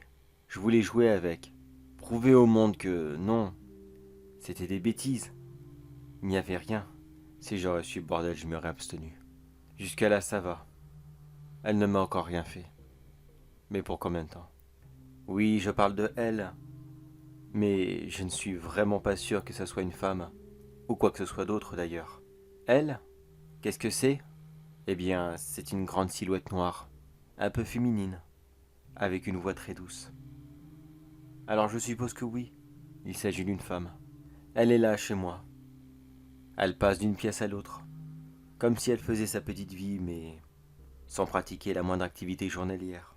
Elle ne regarde pas la télé, elle ne déjeune pas, rien de tout ça. Elle marche, déambule ici et là, sans un bruit et sans un but. Mais alors quel est le problème, me demanderiez-vous? Laissez-moi vous raconter depuis le début. Vous allez comprendre. En fait, ça fait... combien? 3? 4? Je ne sais plus, vous savez, ça vous détruit complètement d'avoir ce genre de problème à la maison. Bon, je vais dire que ça fait 4 semaines. J'étais à la base, comme je vous l'ai dit plus tôt, parti dans l'espoir de pouvoir briser une fausse rumeur, d'après moi. C'était une petite rumeur de ma ville. On disait d'une certaine maison qu'elle était hantée et que la précédente locataire, une certaine madame... non, faut pas que je le dise, non, il faut pas. Disons juste que l'ancienne propriétaire avait eu un petit souci en essayant d'appeler quelqu'un. Et celui-ci n'a tout simplement pas voulu partir. Au contraire même, la maison était à elle, et elle avait bien l'intention de le faire comprendre. Elle a poursuivi la petite famille tous les jours, jusqu'à ce qu'il n'en puisse plus, et qu'il lui demande simplement de partir. Avec bien sûr quelques insultes et hurlements, que je vous laisse imaginer. Et depuis ce jour, plus personne n'a eu de nouvelles de cette famille. Certains pensaient qu'ils étaient morts, à cause de la personne qu'ils avaient invoquée. D'autres encore pensaient qu'ils avaient simplement des problèmes d'argent. C'est vrai que le mari avait quelques dettes de jeu, et qu'il avait l'habitude d'emprunter ici et là à des gens qu'on ne doit absolument pas fréquenter. Pour moi, cette hypothèse était la plus logique.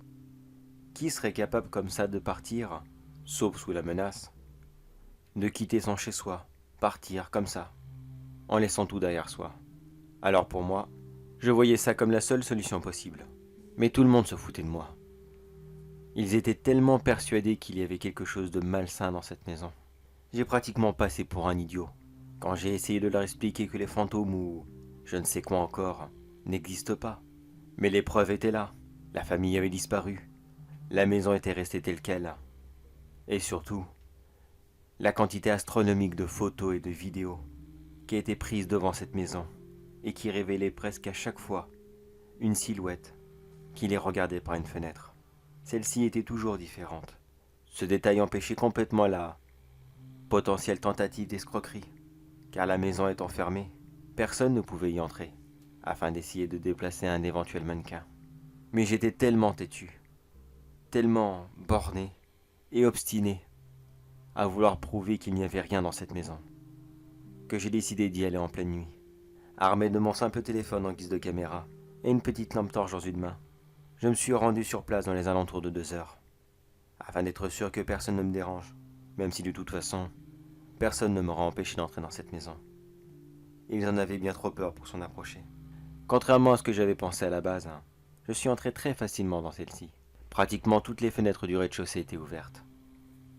Visiblement, je n'avais pas été le seul à vouloir prouver que tout cela était bidon, ou alors peut-être même des gens peu scrupuleux, qui avaient tenté de voler quelques affaires ici-là à la famille. Enfin bref, passons. Quand je suis arrivé sur place, la maison n'avait pas bougé d'un pouce. Tout était là. Les jouets, les meubles, tout baignait comme cela dans une ambiance des plus lugubres et très angoissante, avec un petit côté rétro que j'avais adoré sur le coup. Il me semblait que la famille était partie dans les années 60, 70. Les meubles étant tous d'époque, comprenez que j'étais émerveillé et effrayé à la fois. Bizarre comme sensation, vraiment bizarre. Mais le pire restait à venir, bien sûr, sinon ça n'aurait pas été drôle. Vous imaginez bien que le destin s'acharne toujours sur le plus courageux. Celui qui passe en avant, c'est lui qui prend tout. J'ai visité l'intégralité de la maison. Et sur le coup, je n'avais vraiment, mais vraiment rien trouvé. J'étais même à moitié déçu. Une part de moi voulait prouver que tout ça était des conneries, bien sûr, mais j'avais quand même une petite envie de me faire peur sur place. Vouloir briser le train-train quotidien de ma vie. Et essayer de m'apporter un petit frisson qui n'aurait pas été du luxe en cette période très difficile. Je vous passe les détails car de toute façon, ça n'a quasiment plus aucune importance. Mais juste avant de partir, j'ai fait une énorme erreur. J'ai voulu être poli, et j'ai dit « Au revoir, monsieur et madame ». Un nom que je vais taire. Essayez de vous porter bien dans l'au-delà. Et c'est là qu'elle est apparue. Cette forme noire juste devant moi. Elle était tellement sombre. Si elle n'avait pas paru devant ma lampe torche, je suis sûr que je ne l'aurais même pas remarqué. Sur le coup, j'ai été complètement effrayé, paralysé, pétrifié par la peur. J'en ai fait tomber mon téléphone sur le sol. J'avais tellement envie de courir, tellement envie de partir, mais j'en étais complètement incapable. Alors je me suis lentement penché pour essayer de ramasser mon téléphone. Puis j'ai essayé de faire quelques pas en arrière, tout doucement, afin de ne pas attirer son attention. Après tout, À ce moment, je n'étais pas sûr qu'elle m'avait vu. Mais un léger Mais où vas-tu comme ça? m'a fait comprendre que oui, elle m'avait remarqué. Et malheureusement, ma deuxième erreur fut de lui répondre. Pourquoi l'ai-je fait? Alors là, je n'en ai vraiment aucune idée. Peut-être que sur le coup, j'ai essayé de rationaliser, en me disant que non, les fantômes, si ça existe, ça ne parle pas. J'espérais peut-être au fond de moi que cette femme était tout à fait ordinaire, et que comme moi, elle était venue chercher quelque chose ici.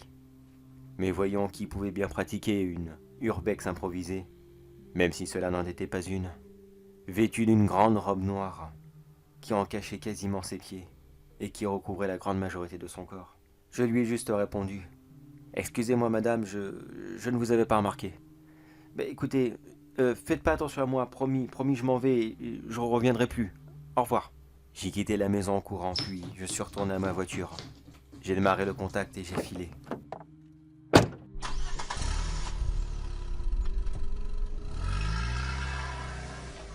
J'avais l'intention de rentrer chez moi, mais je n'étais pas sûr qu'elle ne m'avait pas suivi. Je n'avais pas vraiment l'impression que cette femme me voulait du mal, mais elle aurait pu très bien appeler la police.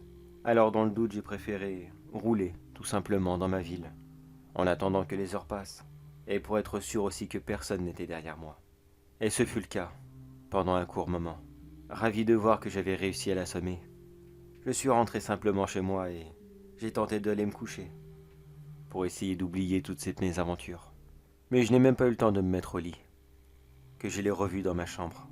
Elle était là, juste à côté de la fenêtre, vêtue de la même robe, avec la même expression complètement neutre dans la figure, et qui m'a chuchoté à nouveau. Oh, mais tu n'allais quand même pas partir sans moi, voyons. Je vais habiter avec toi. Je suis sûre que nous allons devenir de très bons copains. Et une nouvelle fois, j'étais complètement paralysé par la peur. Et je vous l'avoue maintenant que quand j'y repense, je n'ai jamais eu la chance d'avoir une jolie femme qui me fasse une surprise dans ma chambre et maintenant que c'est arrivé, je suis à moitié déçu de ma réaction. J'ai donc passé le reste de la nuit dans mon canapé, en essayant de ne pas m'endormir, mais la fatigue a quand même eu raison de moi. Puis la vie a continué simplement. Et effectivement, j'avais cette nouvelle colocatrice, un peu spéciale mais que je ne peux malheureusement pas mettre dehors. Je n'avais jamais osé lui parler. À vrai dire, je ne la regardais même pas. Je ne savais pas qu'est-ce qu'elle pouvait me faire. J'étais si terrorisé à l'idée qu'elle change d'avis et qu'elle décide de prendre ma maison pour elle. Ne sachant pas ce qu'elle voulait faire, j'ai essayé de continuer mon train-train quotidien, mais de la pire des façons possibles, en vivant complètement dans le déni. Cela fait 2 jours que je sais maintenant qu'est-ce qu'elle me veut. L'un de mes amis est passé me rendre visite à l'improviste. Au début, elle ne s'est pas montrée. Elle était peut-être timide ou je ne sais quoi. On a passé quelques minutes ensemble, puis quand elle est apparue, j'ai immédiatement tourné le regard et j'ai fait semblant de ne pas la voir. J'ai rapidement recommandé à mon ami de faire pareil, et qu'on pourrait continuer notre conversation dans un bar. Mais il semblait ne pas comprendre ce que je disais. Il m'a demandé « Mais qui est cette jolie femme? Et pourquoi tu en as peur comme ça ?» Il s'est simplement levé de sa chaise, puis il a avancé dans ses directions afin de sûrement lui faire la bise ou je ne sais quoi. Il a juste eu le temps d'entamer le dialogue et de commencer à lui serrer la main, que le pauvre en a explosé sur place. Oui, littéralement explosé. En des milliards de petits bouts. J'ai été tellement surpris de cette explosion. Je voulais hurler, mais je me suis retenu de toutes mes forces. Maintenant, je comprenais ce qu'elle voulait. Et pourquoi elle me parlait régulièrement comme ça. Elle veut que je la regarde. Elle veut que je lui parle. Mais non. Hors de question, je ne lui ferai jamais, jamais ce plaisir. J'ai simplement nettoyé mon salon. Ça m'a pris 2 jours pour tout enlever. Et maintenant, je suis là avec elle. Et elle? Elle est juste là, à côté de moi. Elle m'écoute depuis tout à l'heure enregistrer ça. Elle ne fait rien, elle ne dit rien. Mais je sais très bien qu'elle n'attend qu'une seule chose, que je craque. Et comme les propriétaires de sa dernière maison, que j'essaye de lui demander de partir, afin qu'elle me fasse moi aussi exploser. Et qu'elle puisse garder cet endroit pour elle toute seule. Mais seulement pour elle, je vais la décevoir. Mais il est hors de question que je lui adresse ne serait-ce qu'une seule fois la parole. À partir de maintenant, ça sera moi contre elle. Et pour toujours s'il le faut. Oh, mais ne t'inquiète pas, j'y compte bien.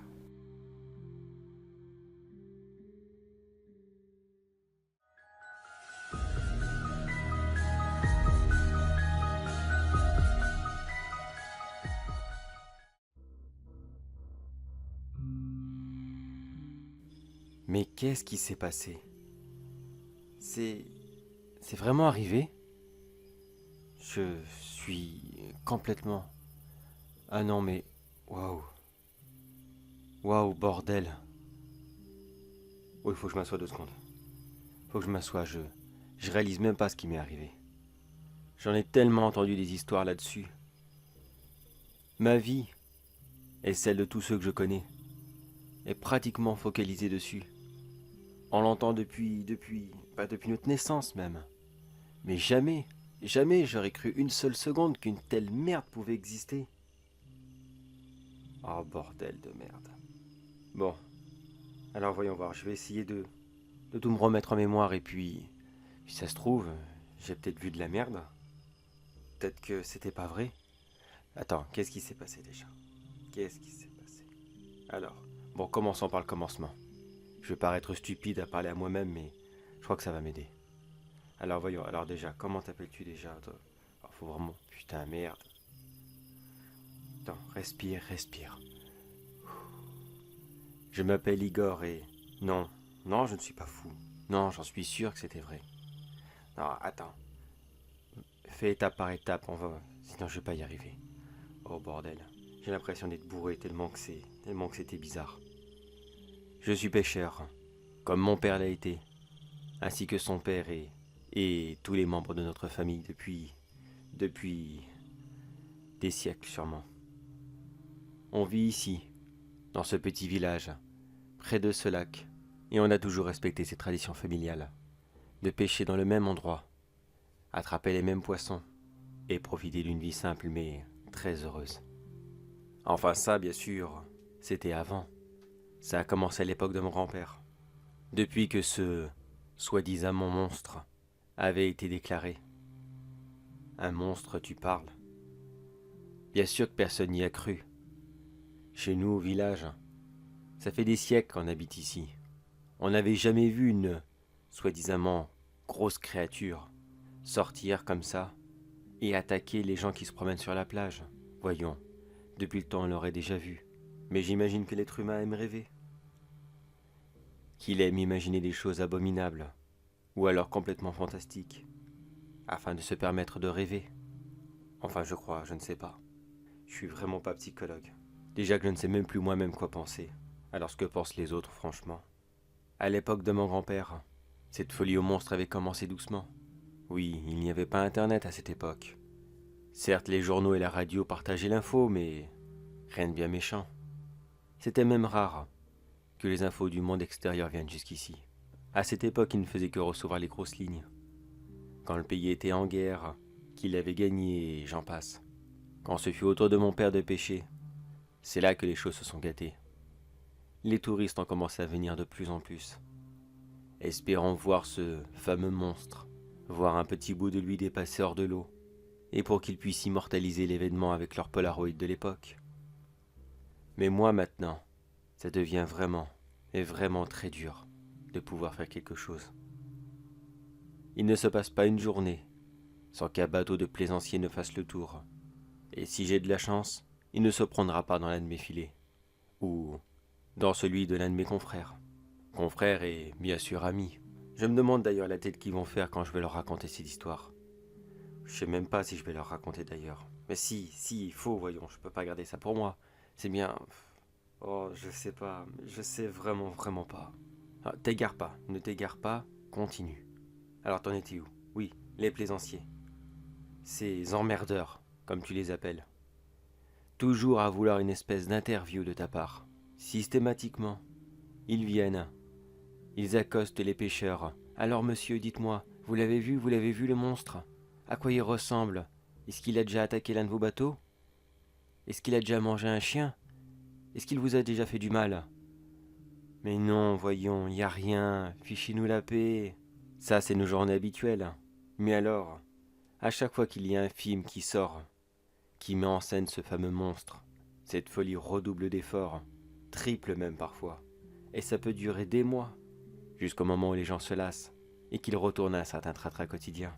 Mais là, ce soir, je suis seul, sur la plage. J'ai atterri ici d'une façon complètement miraculeuse. Et maintenant, je me demande bien, Comment j'ai pu faire? Ça s'est passé si vite pourtant. J'étais sur mon téléphone en train de passer le temps. Je regardais tranquillement une petite série. Quand j'ai entendu quelque chose qui avait tapé dans mon bateau. Celui-ci en a même tremblé. Mais rien de bien méchant. Pas de quoi me faire tomber à l'eau non plus. J'ai mis pause ma série. Et j'ai regardé vite fait qu'est-ce qui aurait pu me percuter comme ça. Bon, ce n'est pas rare de voir des phoques par ici. Et eux aussi dans le noir, ils ne voyaient pas grand-chose. Après avoir scruté l'eau pendant plusieurs minutes, avec l'aide de ma lampe torche, il n'y avait absolument rien. J'en ai donc convenu que ce n'était qu'un phoque, et qu'il était très certainement reparti. Mais avant même de m'asseoir, j'ai senti une nouvelle secousse, plus violente cette fois-ci. Comme si que quelque chose avait bien l'intention de me faire comprendre que oui, il était là. J'ai donc une nouvelle fois sondé la surface de l'eau. Et c'est là que j'ai commencé à voir quelque chose de rose, passer à toute vitesse, quelque chose de long et qui avait un aspect vraiment dégueulasse. J'ai vu un peu de tout sur ce lac. Vous imaginez bien, avec les vidéos qu'on voit sur YouTube, le monstre avait déjà été confondu avec tous les objets et tous les animaux qu'il y a dans le coin. Un cerf, un tronc qui flotte, un phoque, très souvent même des phoques. Mais là, c'était vraiment la première fois que je voyais ça. Qu'est-ce que ça pouvait être? Bien sûr, par prudence, j'ai essayé de rejoindre la rive. Après tout, c'était peut-être une algue, une immense algue. Et si elle serait coincée dans mon hélice, j'aurais été bien emmerdé pendant plusieurs heures. Mais je n'ai même pas eu le temps de repartir. Encore une fois, une autre secousse. Et cette fois-ci, cet objet mystérieux est sorti de l'eau et a commencé à tapoter mon bateau. J'ai enfin pu voir ce que c'était. C'était un tentacule, un gigantesque tentacule. J'étais tellement surpris de voir ça. J'ai même cru que je rêvais. Sur le coup, c'était impossible. Ça ne pouvait pas exister. Non, pour moi j'étais dans un rêve que j'étais sûrement en train de faire après avoir regardé un petit peu trop de séries japonaises. Mais quand cet immense bras tentaculaire a commencé à frapper et à briser mes affaires, j'ai rapidement compris que non, je n'étais pas en train de rêver. Et cette chose, quoi qu'elle soit, était simplement en train de me chercher. Elle ne pouvait pas me voir, bien sûr. Elle était sous l'eau. Alors elle avança à tâtons, en espérant sûrement pouvoir mettre la tentacule sur son prochain repas, dans un élan de lucidité que je ne me connaissais même pas moi-même. Je me suis rapidement enfermé dans la cabine, me mettant provisoirement à l'abri. Mais qu'est-ce que j'ai pu croire? Cette chose était immense. Très rapidement, un deuxième tentacule est arrivé, et lui aussi a commencé à tapoter le bateau, afin de me chercher. Puis un troisième, un quatrième, un cinquième, une véritable vision d'horreur. Comme je l'ai dit plus tôt, tout ça s'est passé très très vite. Quand l'un d'entre eux a attrapé ma cabine, il a commencé par la serrer de toutes ses forces, faisant éclater les vitres en morceaux. J'ai eu beaucoup de chance de ne pas recevoir de bout de verre dans la figure. Et dans un dernier élan de courage, j'ai ouvert une petite trappe qui permettait d'accéder à la machinerie de mon bateau. Techniquement, elle n'est pas conçue pour cacher quelqu'un. Mais là, c'était un cas de force majeure. Je me suis littéralement plié en quatre pour entrer dans ce petit espace. Mais avec un peu de patience, j'ai réussi. Puis je suis resté en position fétale pendant plusieurs minutes, entendant cette créature qui ne cessait de taper partout. Il ne lui a pas fallu longtemps pour arracher définitivement la cabine du bateau. Et elle devait être sûrement très en colère de ne pas me trouver. J'étais tellement effrayé. J'étais coincé là dans ma petite cachette. Et s'il avait l'intention de couler mon bateau? S'il voulait la briser comme une coquille de noix? Après tout ce qu'il venait de faire, ça ne serait pas dur pour lui. Et c'est ce qu'il a commencé à faire. C'est là que j'ai entendu quelque chose perforer la coque. Quelque chose de très puissant. Certainement son bec, qui devait mordre ici et là pour soulager sa colère. Comment je m'en suis sorti déjà? Comment? Qu'est-ce qui est arrivé? Ah oui, ça y est, je me rappelle. Ça y est, c'est un autre bateau qui est passé dans le coin. Qui exactement, je n'en ai vraiment aucune idée. Je n'ai pas eu le temps de le voir. Tout ce que je sais, c'est que le bruit de son passage a fait lâcher prise à cette créature. Puis il s'en est pris à lui. J'ai simplement attendu quelques minutes, puis j'ai quitté ma cachette, et j'ai quitté ce qu'il restait de mon pauvre bateau, en sautant tout simplement à l'eau. J'ai pris un gros risque et j'avoue que je n'ai pas trop réfléchi à ce moment. Je voulais juste partir très loin d'ici. Une chance pour moi, j'étais très bon nageur. Mais j'avais tellement peur. Peur que cette chose remarque ma présence et qu'elle décide de finir ce qu'elle avait commencé. Mais une chance pour moi, me voilà, sur cette plage. Après 10 minutes d'angoisse, à nager dans des eaux extrêmement noires, j'ai réussi à survivre à l'horreur. Alors oui, maintenant je suis convaincu. Ce lac habite réellement un monstre. Après, il est peut-être de passage. On n'a jamais vu de calamar géant. Enfin, je suppose que c'est ça. Mais on n'en a jamais vu par ici. Je sais que ces animaux voyagent beaucoup. Alors il est là, coincé dans ce lac. Combien de temps va-t-il rester, je ne sais pas. Combien d'autres marins va-t-il dévorer? Aucune idée. Mais pourtant, il va falloir que j'essaye d'expliquer aux autres pourquoi le lac est devenu dangereux. Que tout ce qu'on avait déjà entendu, toutes ces histoires à dormir debout sont vraies. Elles sont vraies à partir de maintenant. Le danger n'existait pas. Il n'y avait pas de monstre. Mais maintenant, le fameux monstre du Loch Ness, dans le lac qui porte le même nom, existe. Et si je peux prévenir du plus gros danger, c'est que ce monstre a vraiment, vraiment très faim.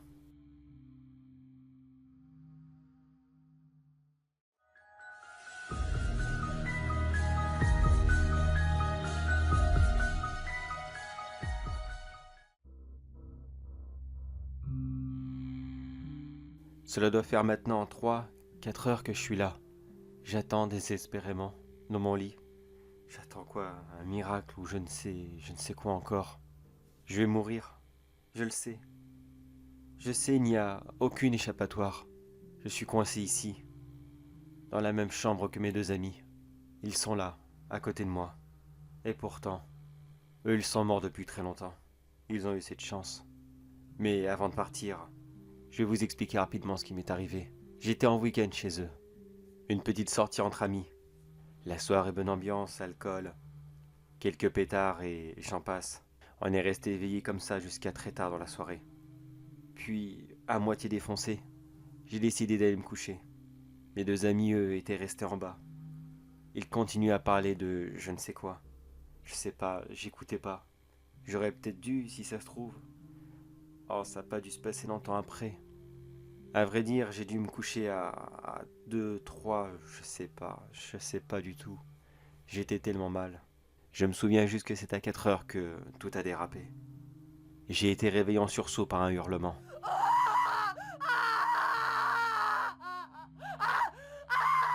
Sur le coup, je me suis dit que j'avais fait un cauchemar, et ce n'était qu'une continuité de celui-ci.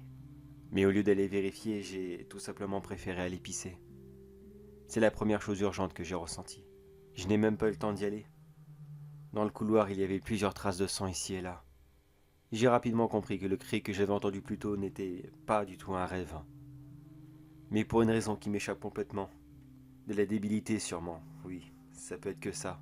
Je suis retourné dans ma chambre et je me suis mis dans mon lit. Ne me demandez pas pourquoi, je n'en ai aucune idée moi-même. Je me retrouve là comme un con. Comme si qu'une paire de draps pouvait me protéger. Non mais sérieusement, à quoi j'ai pu penser? Et c'est cette bêtise qui va maintenant me coûter cher. Car voyez-vous, j'ai vu quelques instants plus tard une horrible créature, toute blanche, courbée sur elle-même, une apparence un peu féminine, mais je ne voulais pas trop en voir plus.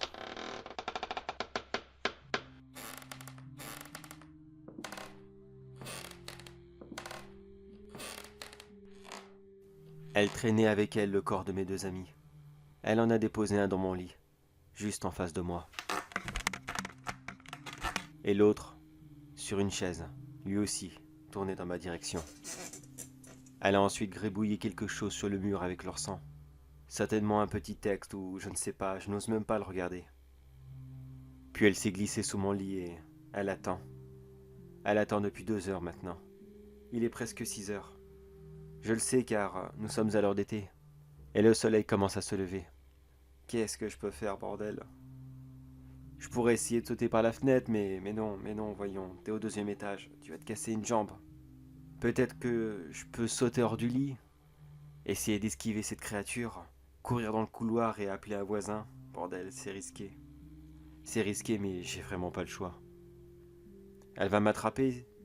Je le sens, j'en suis sûr qu'elle va m'avoir. Mais avant de tenter quoi que ce soit, maintenant qu'il fait un peu jour et que je me suis habitué à cette obscurité, faut que je regarde ce qu'elle a écrit. J'ai vraiment pas envie de le regarder. Mais il faut. Je suis sûr que c'est important. Alors voyons. Elle a écrit. Je sais que tu ne dors pas.